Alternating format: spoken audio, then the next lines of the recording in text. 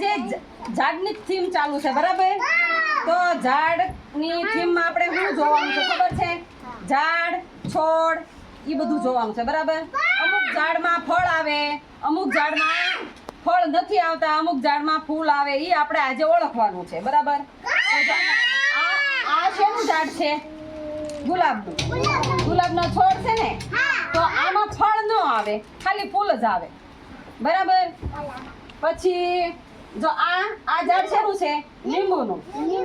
આમાં ફૂલે આવે અને ફળે આવે બરાબર? લીંબુ તમે જોયા ને? કેવા હોય લીંબુ? ગોળ ગોળ તો હોય, પણ કેવાનો સ્વાદ કેવો હોય?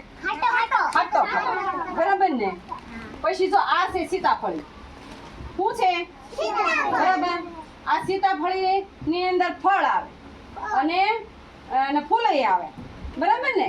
તો સીતાફળનો રંગ કેવો હોય? લીલો હોય. એમાં એના બિયા કેવા હોય? તમે બધાએ ખાધા ને સીતાફળ? હાલો હવે સામે હાલો હાલો બધા હાલો. અડધા નીચે વ્યાજા, અડધા ઉપર ઉભા રહ્યો. જો અહીંયા લીંબુનું ઝાડ છે ને? લીંબુનું ઝાડ હને? હાલો. પછી જો અહીંયા જો તમે ન્યા જ ઉભા રહેજો, બધા ન્યા ઉભા રહ્યો, ન્યા ઉભા રહેજો બધા હો ને? અહીંયા અંદર નો આવતા, કાંટા વાગશે. જો આ છે ને દૂધીનો વેલો છે. શેનો? હા. પછી આ છે તુરિયાનો વેલો. શેનો? અને આ છે ગલકાનો વેલો. જો અમુક છોડ, અમુક વેલાવાળા ઝાડ હોય, વેલાવાળા, એમાં શાકભાજી જ આવે, બીજું કાંઈ ન આવે, એમાં ફૂલ આવે અને શાકભાજી આવે બરાબર ને? હવે આ બાજુ આવો મારી પાસે. હાલો. જો આપણે લીંબુનું ઝાડ ઓળખી લીધું, ગુલાબનું ઝાડ ઓળખી લીધું, સીતાફળનું ઝાડ ઓળખી લીધું બરાબર?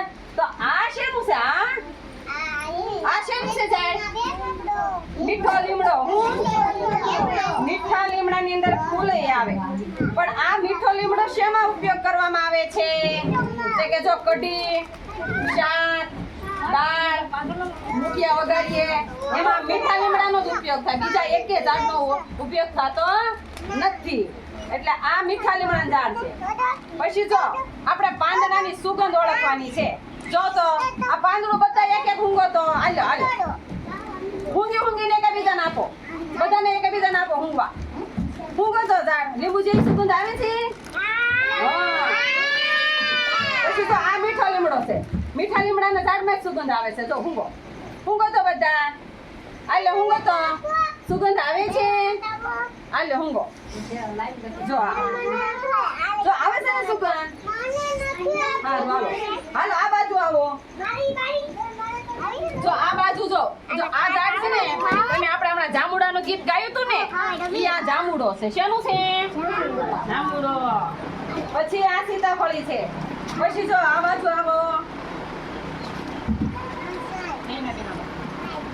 જો આ છે જમરૂખનું ઝાડ. તમે જમરૂખ ખાધું છે?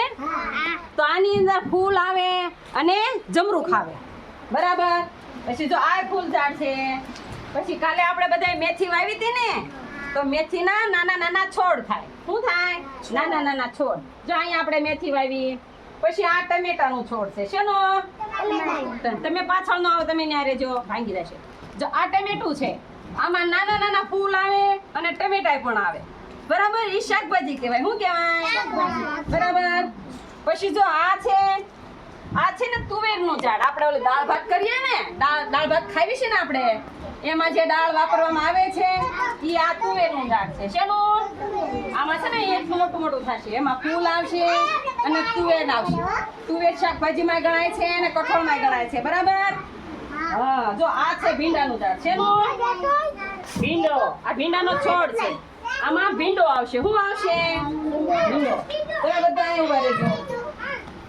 જો આ છે વાલોળ પાપડી. વાલોળ પાપડી. આનો વેલો થાય. શું થાય?